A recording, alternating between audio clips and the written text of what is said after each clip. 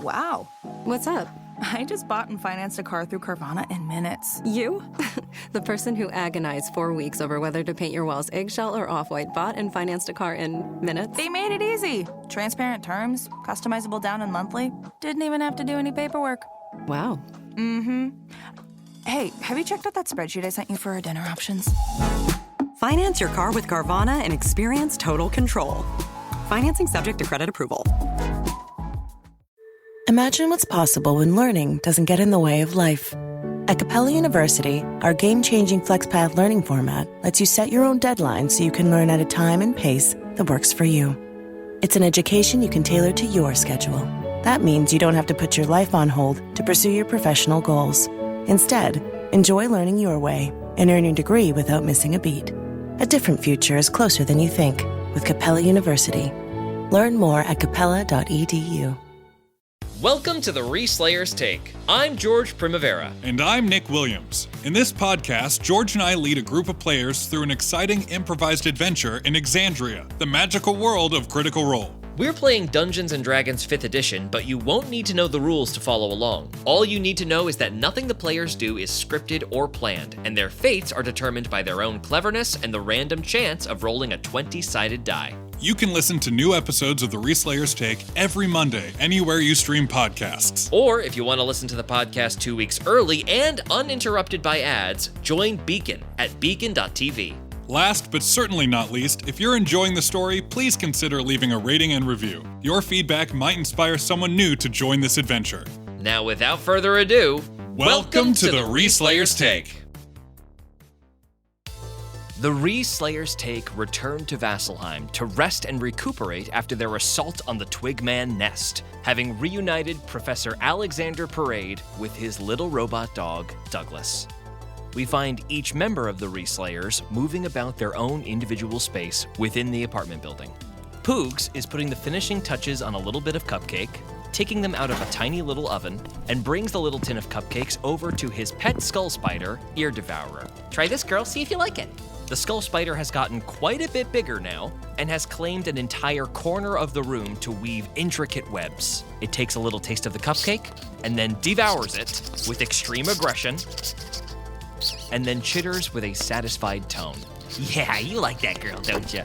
Oh man, am I out of slug milk? Oh shoot. Poogs exits his room. Hey Timpani! Yeah? I think I'm out of slug milk. Well, hey, if you're not doing anything, we can pop over to the Hug Hive and pick some more up. Okay, let's check with everybody else and see if that's okay. I'm gonna go see what Frog's doing. Poogs goes to Frog's apartment door and knocks. Hey Frog?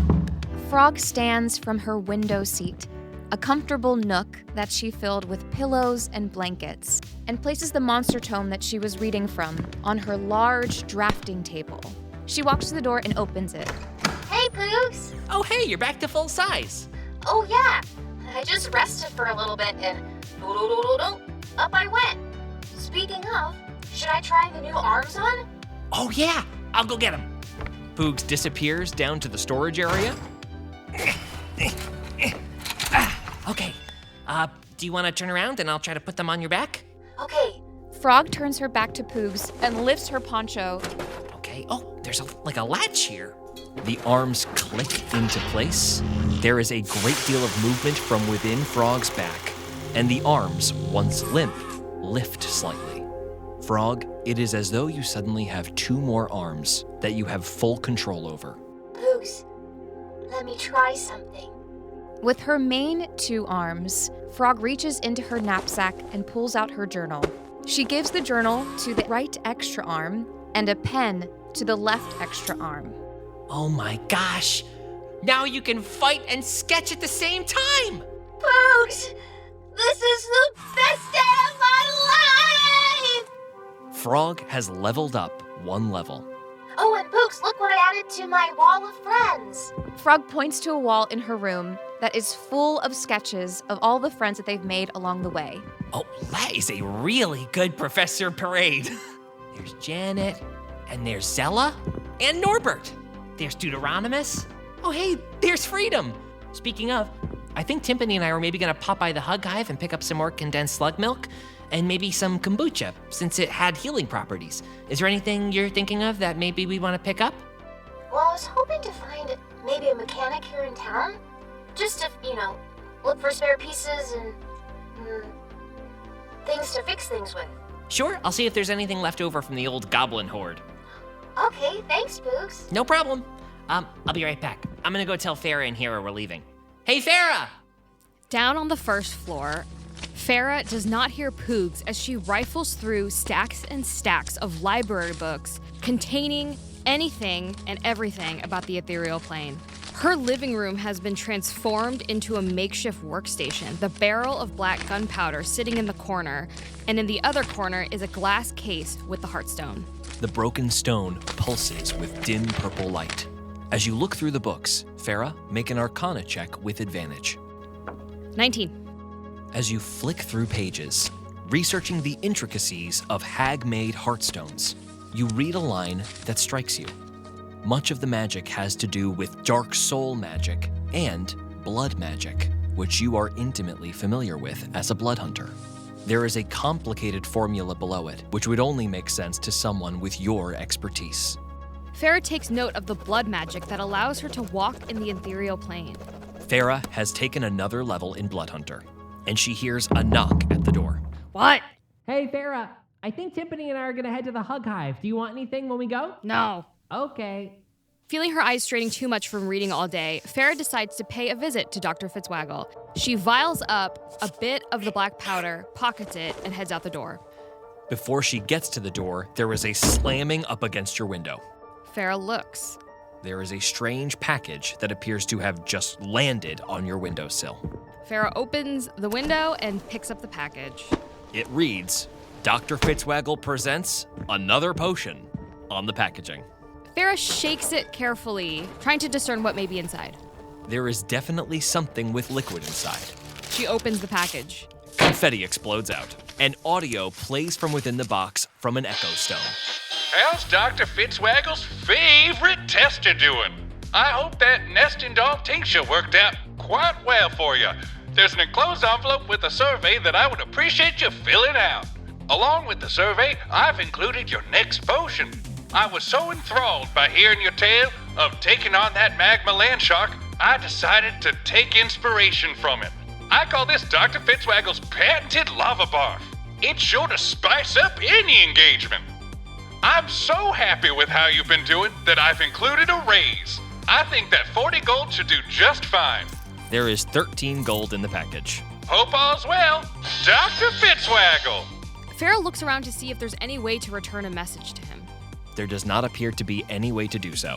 Farah picks up half of the 13 gold, pockets it, along with the survey and the black powder, and strides out the door. I'll give him a piece of my mind. Hera, after a couple days of rest, you are no longer exhausted from your encounter within the Death Cloud Troll's lair. Make a wisdom saving throw. 8. For 2 days, you have been unable to shake the feeling that somebody is watching you. It is a feeling you are beginning to become familiar with. Out of the corner of your eye, your reflection in the window seems to turn its head towards you for a moment. And as you make eye contact with it, you see only your ordinary reflection. The chainmail-like tattoo that has spread across your entire body has only darkened and deepened.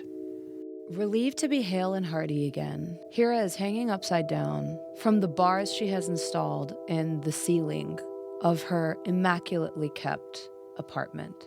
Each Marquesian rug is tastefully placed, each object in its exact spot. Even her bedspread is folded with the corners tucked, military style, and her boots are lined up against the wall, each pair polished. The only evidence of sentimentality is a careful altar erected in one corner with a small nest on which her egg is very carefully placed. Hera, roll a nature check. 23. Having taken Poog's advice, oscillating between keeping the egg hot in the daytime and cold at night, you can tell that the egg is very close to hatching. It twitches occasionally, though no cracks have formed in the exterior yet. Swinging noiselessly past the stained glass lanterns hung from her ceiling like a carefully laid out obstacle course. She lands noiselessly and opens the door before Poogs has a chance to knock. Whoa, hey Hera. I think Timpani and I are gonna head back to the Hug Hive. Is there anything you want us to get you while we're there? She glares at them silently, dark circles under her eyes. Are you okay? Yeah. So nothing then, right? Yeah. Okay, good talk. Timpani, having just caught up to Poogs, notices Hera's disposition. Oh, hey, I thought you'd be rested by now. Have you not been sleeping, or? Not very well. Oh, I'm so sorry to hear that. Are you? That's a bummer. Is it just such a bummer, Timpani? Yeah. Hey, Poogs, watch your back. And her eyes linger on Timpani. We'll bring you back a souvenir from the Hug Hive. Not that it's any of my business. And feel free to say no.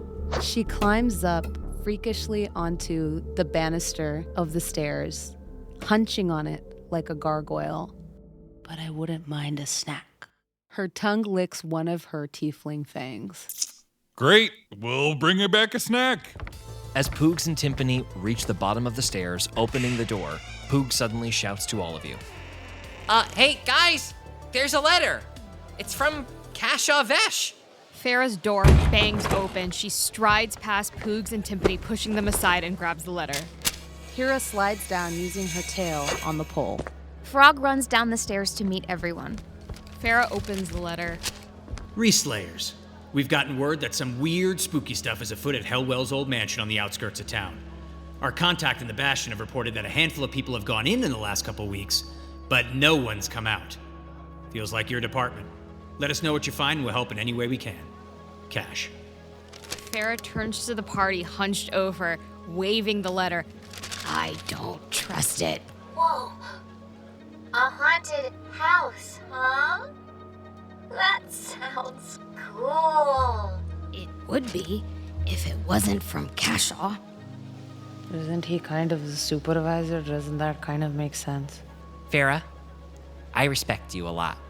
I think you're incredibly wise, and I definitely think we should heed what you said about being a little suspicious of Kasha, but maybe we should wait for proof before we jump to any conclusions. Oh, I'll find proof. Farah throws the letter up in the air, storms out of the house, and starts searching the perimeter. Roll a perception check. 17. You find no trace of Kasha. I'll find it! She walks away towards Dr. Fitzwaggle's shop. Wow. Was there something in the food or something today? What's going on? I don't know. Listen, do you guys think you can do the Heldwell thing by yourselves, or do you need us? Yeah, I mean, look at these! And Frog gestures to her 2 new arms. Oh, hot dog, you got 2 arms back there. I know! Isn't it awesome? Timpani holds 2 fists out for 2 fist bumps from the other 2 arms. Frog's other 2 arms connect with Timpani's. Double boom! Noting how Timpani withers every time Hera glances at him, she remarks, Yeah, I think we can handle it by ourselves.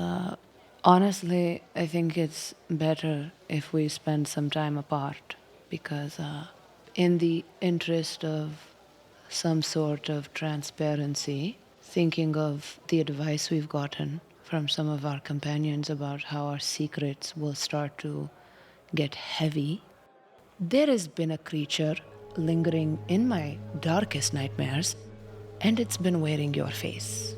Oh, geez, Lou. Why me? At first I thought it was my intuition trying to warn me about some sort of deception you are pulling off, but then I reminded myself that you are not smart enough to pull off such deceptions. So to answer your question, I don't know why you, but the image of your face telling me how much you hate me just makes it hard to be around you sometimes. This clearly really wounds Timpani in a way he doesn't exactly know how to express. Well, okie doke then. I think let's take a little bit of time apart and we'll turn our little Hug Hive jaunt into a stay over, and I want you to know that I would never do anything like that. And I'm sorry for anything that Dream Me said or did. I appreciate it. Okay, Poogs, let's hit the hug hive. Poog's eyes linger a moment on Hera's tattoos. Is there anything you want to tell us about these dreams? I didn't want to worry anybody, but I think I kind of sold my soul to the devil to save all of you. What? What devil? Well, I don't know. You did that to save us? Was that the fire in the cave? Yeah. Hera, thank you. We were really in a hard spot. Maybe when we get back, we can try to figure out a way to unmake the deal or something. No, we can't. That's not how any of this works. You have to live with your decisions. And if you want to thank me, be a better team. Be allied. And a vision and a plan. Instead of running off cockeyed on some ridiculous conspiracy theory. She motions towards the open door where Farah stomped off. Well, we'll work on that. And even if you don't think it's possible, we'll still ask Freedom, and maybe he knows something about how to deal with contracts of this nature. Freedom? You think Freedom can help us? And as she says this, you see her visage change as she uses disguise self to make herself look like the creature from her dreams. You think this is just a little joke? It's just a little piece of paper that I signed? As Hera's image becomes dark and infernal, mimicking the crowned, helmed creature that she saw in her dream, Poogs backs up into Timpani. This is who you want to reason with, she says, pointing at her own hideous visage. This is who you think you can make a deal with. Hera, you can try to scare us all you want, but you're family now, and we don't give up on family that easy. Come on, Poogs, let's go. Poogs follows Timpani, but stops about halfway down the steps, looks back at Hera. Hera, roll an insight check. 9. Poogs looks very afraid, but he says nothing, and Timpani and Poogs leave. Do you think we should go after Farah? And maybe we can make our way to Heldwell's mansion. Hera sighs and dispels the illusion. Yeah, I guess so. Noticing that Hera is still wearing Frog's old poncho, she reaches a hand out, straightens it a bit, and brushes off some dust. Let's do it. And Frog exits the building. Farah, as you move through the streets of Vasselheim back to Fitzwaggle's shop, you see that the entrance has changed dramatically. There is no more potion iconography anywhere. It now seems to be some kind of feed store. Farah stops in front of the feed store. Her face contorts with rage. Dr. Fitzwaggle! Farah storms up to the feed store and slams the door open. Well, hello. Would you like some feed for your cows or your horses or... Where is he? Where's that tiny human? What? The guy with the potions. I don't know. I purchased this property like a few days ago. Just got everything up and running. I'm happy to be in business. Farah scrutinizes the store owner. Roll an insight check. 13. This man is terrified and has no idea what you're talking about. Gah! Farah flips a table and walks out the store. Hey! You gotta pay for those! No! Okay, yeesh. Just don't come back. And now for a brief intermission. After years of fine print contracts and getting ripped off by overpriced wireless providers, if we've learned anything, it's that there's always a catch. So when I heard that all Mint Mobile wireless plans are $15 a month when you purchase a 3-month plan, I thought, what's the catch? But after talking to them, It all made sense. There isn't one. Mint Mobile's secret sauce is that they sell wireless service online. They don't have retail stores or salespeople. Instead, they deliver premium phone plans directly to you. One thing that stood out to me was how hassle-free it was to switch to Mint from my old service. It was so easy. The prices are also significantly lower than what I was paying before, and the connection and experience I've had since switching has been fantastic. I can't believe I didn't start using Mint sooner. It feels absurd to pay so much more for the same quality. Say bye-bye to your overpriced wireless plans, jaw-dropping monthly bills, and unexpected overages. Mint Mobile is here to rescue you with premium wireless plans starting at $15 a month.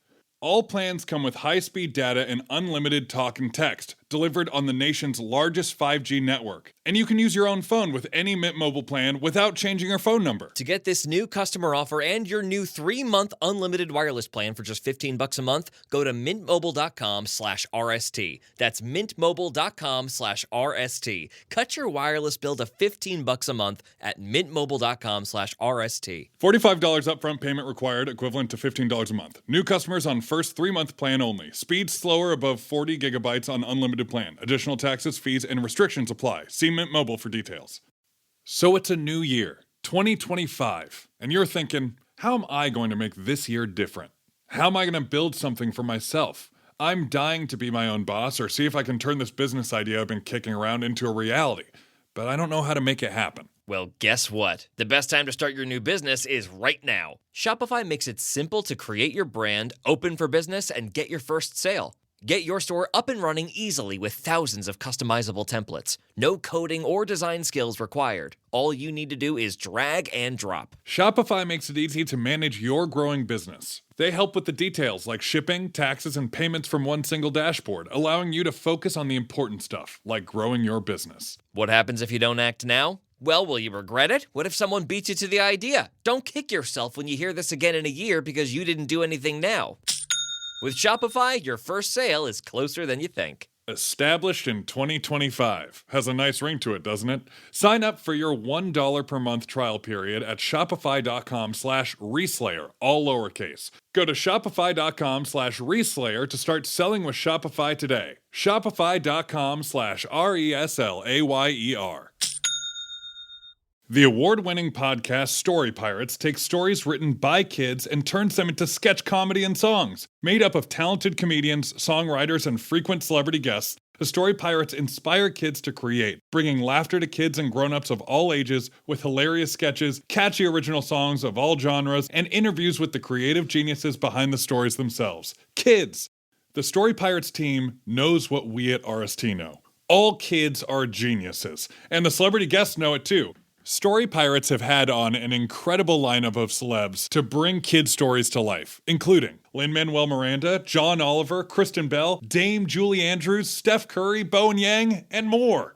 There's no wonder it's been consistently ranked as one of the top podcasts for kids since 2017 and has been downloaded over 8.5 million times. Also, our very own voice of frog, Caroline Lux, has performed with the Story Pirates, so check it out! If you're looking for some of the finest children's storytelling around, be sure to listen to Story Pirates wherever you get your podcasts. Now back to the show.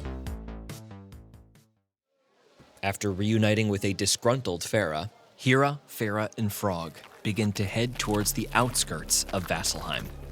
As they reach the very edge of the outer Vasselheim market, they see it. Heldwell's mansion. It is an impressive structure sitting on a lonely hill on the outskirts of Vasselheim. There is a massive black iron fence with speared tips, denying entry to passers-by, of which there are likely very few. I kind of like it. As the Reslayers approach, the house itself appears to be 2 stories of block stone and iron-framed windows, several of which are broken from children in the area throwing rocks through them. And the plant life in the garden is completely overgrown and sweet-smelling, but not in a fresh, floral way, rather in a rotting, decaying manner. The gate leading to the grounds is very slightly ajar, though the sign posted out front reads, "Intruders breathe their last." Above the massive wooden double doors, there is a stone engraving that reads, Heldwell, though the DWELL has been painted over, leaving only H-E-L. Intruders breathe their last. I don't breathe at all. Should I intrude? Hera's tattoos swarm as she changes her appearance to mimic that of Heldwell's and strides in confidently, pushing the gate aside roughly as she does so. Hera, disguised as Heldwell, walks up to the front door. As you try the handle, it is locked. Oh no, I must have forgotten my keys, she says mockingly as she tries to jimmy the lock. Roll a Thieves' Tools check. 18. There is a click, and the lock easily swings open. Inside, the smell is utterly repulsive. A combination of dust, mold, and animal urine. A bust of Heldwell himself is the main feature of the foyer, covered in cobwebs. The wooden stairs leading to the second floor are rotten and appear to have collapsed. In fact, anything constructed of wood looks as though it is well on its way to being completely defunct. Hera strides forth, strikes a pose next to the bust, and looks expectantly at the rest of the party. Frog rushes forward to the open front door. How long has Heldwell been away? Farah looks around to see if there are any signs of a recent entry. Roll an investigation check. 23. There are many footprints still imprinted in the carpet that look as though they are very recent, perhaps only a day or two old. Farah examines them. They seem to be from at least 4 different sets of feet. It looks like some people were here 2-3 days ago. And they haven't been out since, right? No, they're just leading in. Cashaw's letter said that. The people who went in didn't come back out again. Should we check out this first floor? Why is this place so rotted? Well, when one tends to give their soul to the rot, one must assume that some side effects are bound to transpire. That's a really good Heldwell, Hera. Thank you. I try. Farah takes this in, wondering if she's seen something like this before. Roll an Arcana check with advantage. 24. You have not seen an effect quite like this one before, but stretched across the wood, you see a familiar fungus. One that looks very much like the fungus that blocked up the tunnel in the mine shaft where the magma land shark resided. Everybody make an investigation check as you begin to move about the main first floor. 8. 19. 3. As you move through the house, there are a couple of things that are quite obvious. The first thing you see is a massive portrait of a severe, raven-haired woman with one bony hand on the shoulder of a morose little boy in gray formal wear. There is another portrait of an awkward teen Heldwell in school robes and holding a suitcase, as he is being clearly sent to an intense magical education. There are further paintings of a young adult Heldwell smirking in new Slayer's Take accoutrement, still somehow gaunt in his youth. And finally, there is a taxidermized raven with a plaque that reads Beaky, and a hamster, also taxidermized, with a plaque that reads Destroyer of Worlds. Hera, as you pass these portraits, you find that there is a door that is well locked, with a massive chain and padlock. But as you come up on this door, you see something that is rolled off to the side in Heldwell's kitchen, a small glint of silver. Hera carefully walks over and picks it up. It appears to be a commemorative tankard from a restaurant called Taste of Taldore. Emblazoned across it, in exciting script, is written New Vasselheim Location, and stuffed within it, there appears to be a crumpled letter.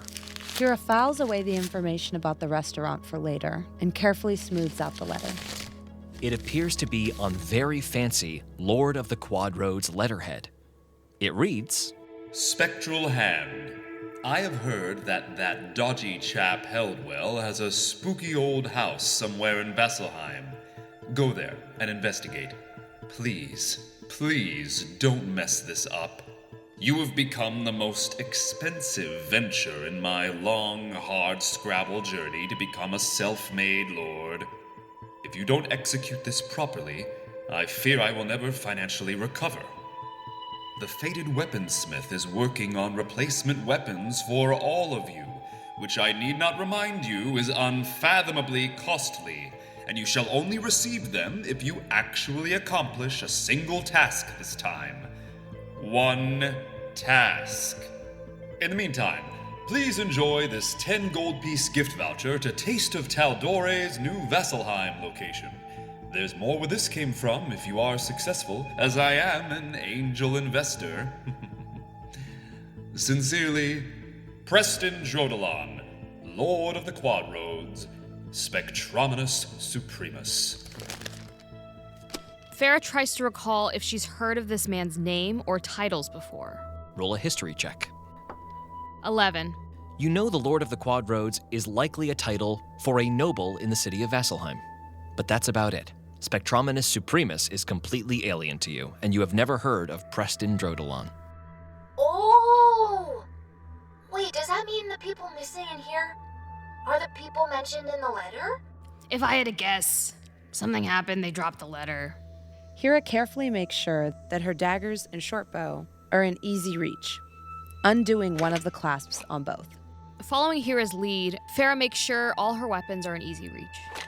If push comes to shove, I would just rather that the power contained inside the lantern maybe comes to us instead of them. Well, maybe we can find a way to solve this problem without doing harm. Because I know if Timpani were here, he'd say something like, "We don't hurt no people." Wow, it's like he's here with us.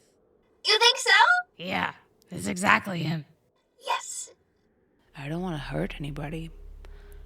I'm just saying, we worked really hard for these weapons. I'm not giving mine up. You're right. And without these weapons, we wouldn't stand a chance against Heldwell and his monsters. Now, where do you suppose this house is hiding 4 people? Do you think there's a key for this lock somewhere? I don't know. I don't even know what a key looks like. I've never used one in my life. Hera unties the tie on her thieves' toolkit. Her fingers hover over each one momentarily until she chooses what she thinks is precisely the right pick. Hera, roll a thieves' tools check. 11. This perfect tool snaps in half. Okay. She throws it on the ground and places her eye up against the keyhole. Roll a perception check with disadvantage. 12. It is very difficult to see. All you can tell is that there seem to be stone stairs leading downward. Listen, you two go upstairs and just give me some time with this. By the time you come down, I will have this lock figured out. Yeah, and who's to say we won't find the key for it? All right, let's go. Ooh, I wonder what's upstairs. Farah and Frog quietly make their way up the immensely loud creaking staircase. As you reach the second floor, a few open doors leading to various rooms. Both of you make an investigation or perception check. 24. 8. Frog very much follows Farah's lead as she moves around the top floor. Farah, the first room that you see is clearly a bedroom, and most likely Heldwell's, based on the very extravagant 4-post bed. Immediately, you see 25 gold pieces strewn out across a dresser, as well as some Slayer's Take symbol emblazoned robes. Additionally, next to this gold, there is an open tome with pages and pages of writing that you do not know how to read. Roll a history check. 15. You know this to be druidic, having seen Timpani write in these strange oblong runes. Farah looks around the book, making sure there aren't any protection spells surrounding it. Roll an arcana check. 23. The book definitely appears untrapped. Farah picks up the tome, pockets it, and intends to show it to Hera when she has the chance. Underneath the book, you see a thick brass key. Oh, cool. Farah speaks into the earpiece. Hey, we found the key. No. I've got it, okay? I've got it. I just need 5 more minutes.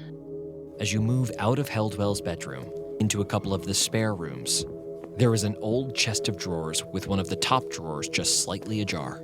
Farah peers inside, not touching it. You see a rolled up piece of paper tied with a bow.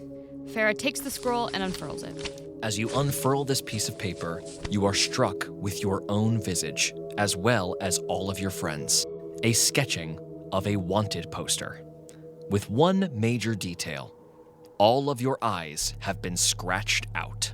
The word buffoon is violently scrawled all over Timpani's face. There are dagger point-sized holes in the poster as if it has been used for target practice. Seems like we made someone mad. Farah hands Frog the poster. Whoa! We look good. I say we frame this and put this in the foyer. Yeah. Here, I can tuck it away in my notebook for safekeeping. Frog takes it and gingerly places it inside her knapsack between the pages of her notebook. There is only one more room to check, and this room appears entirely bare. Knowing Heldwell, there's probably something secret in here. Farah goes to touch the paneling and the floors. Frog goes to help Farah. Farah, roll an investigation check with advantage. 11. Nothing appears out of the ordinary. Give me a minute. Okay. Farah recalls the information she learned this morning. She closes her eyes, focuses a bit on that arcane magic, and tries to shift into the ethereal plane.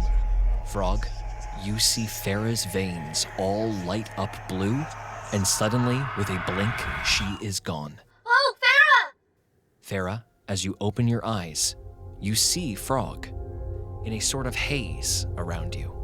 The room appears tinted blue and looks exactly the same, except for one important feature. There is a podium that wasn't there before. And sitting on that podium is a necklace. Farah carefully approaches the podium and looks at the necklace. The beads of the necklace are dark black, and there is a diamond of a similar dark color as the main pendant. It is the same necklace that Heldwell's mother seemed to have been wearing in the portraits on the main floor. Farah analyzes the necklace. Roll an Arcana check. Natural 1. It appears pretty ordinary, but beautiful. You do feel your ability to stay in the ethereal plane is waning. Farah picks it up before she shifts back. And she reappears holding the necklace. Ah! Whoa! Whoa, Farah, you gave me a fright.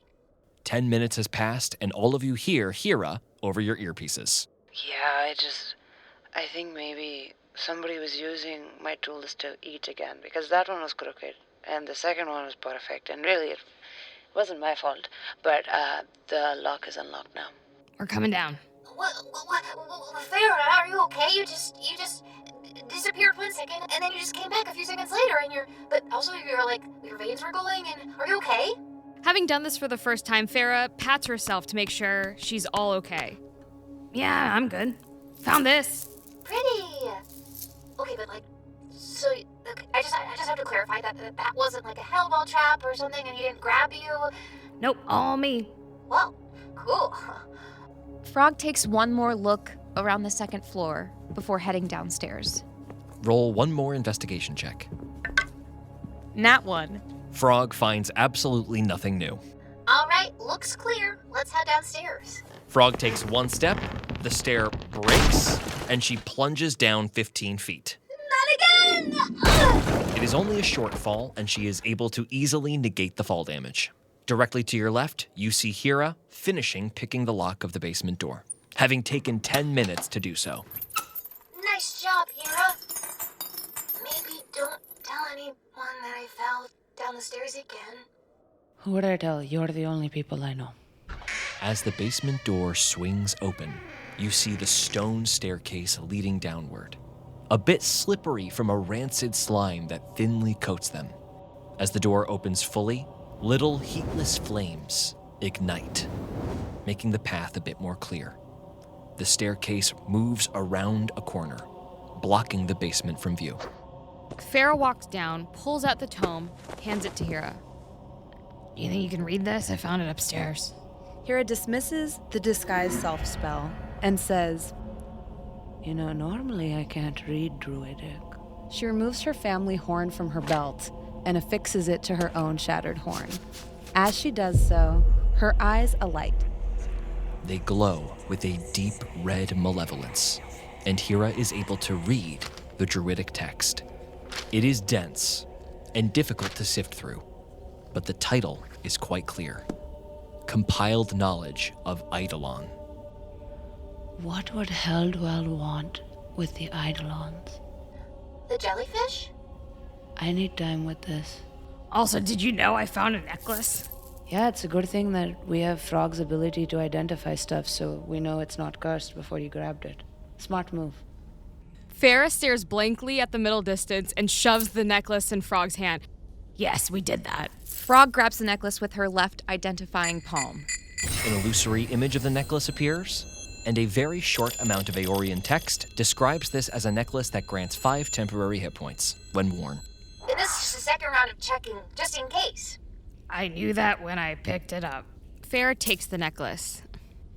Does anyone want to use this?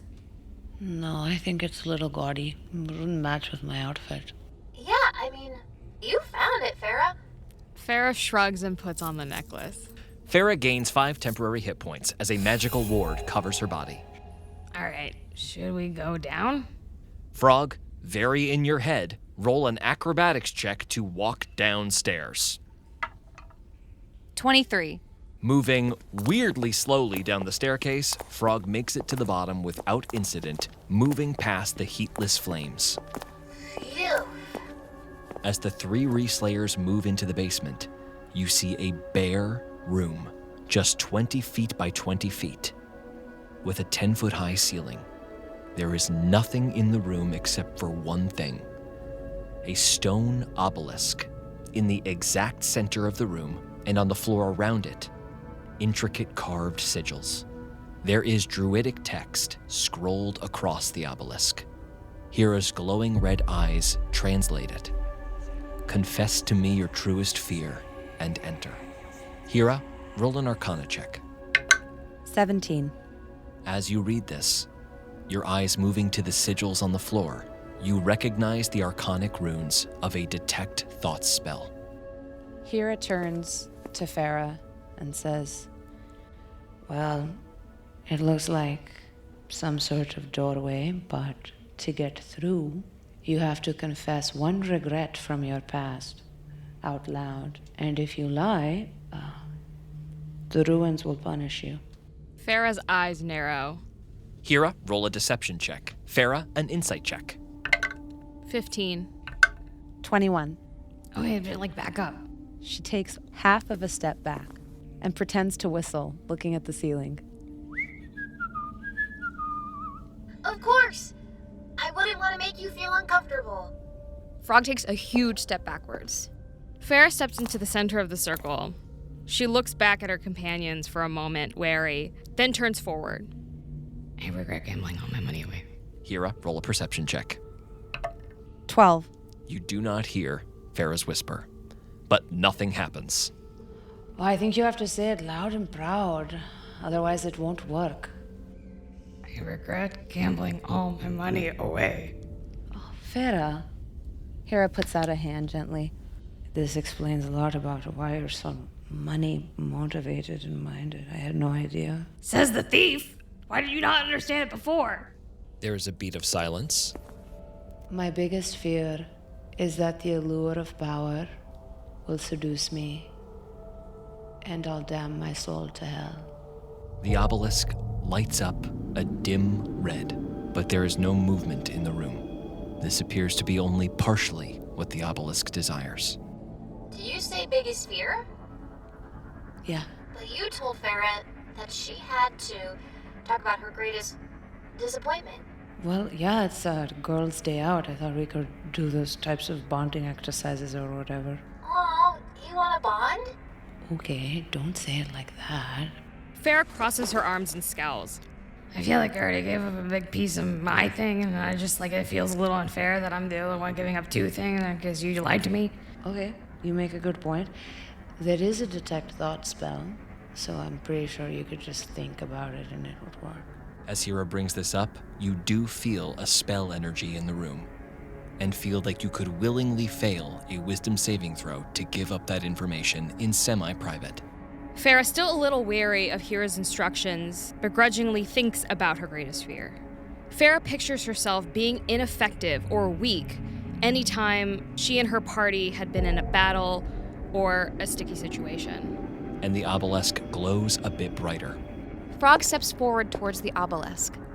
I guess a new fear would have to be the complete decimation of my people. There's only so few of us left. What would happen if we were all gone? And the obelisk glows bright. There is a shuddering, a kerchunk from within the walls, and an entire wall of this room descends down into the floor, revealing a cavernous passageway. The Reslayers stare into the darkness, silhouetted in the dull red glow of the obelisk.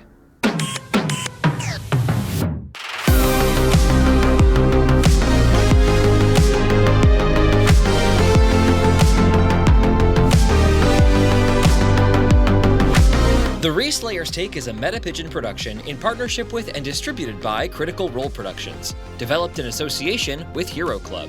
Game mastered and produced by George Primavera and Nick Williams, featuring Nick Williams as Timpani Guff, George Primavera as Poogs, Jasmine Bhullar as Hera Agniheart, Jasmine Chiong as Farah, and Caroline Lux as Frog.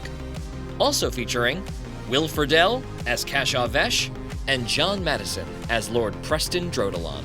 Thanks for listening, and we'll see you next time.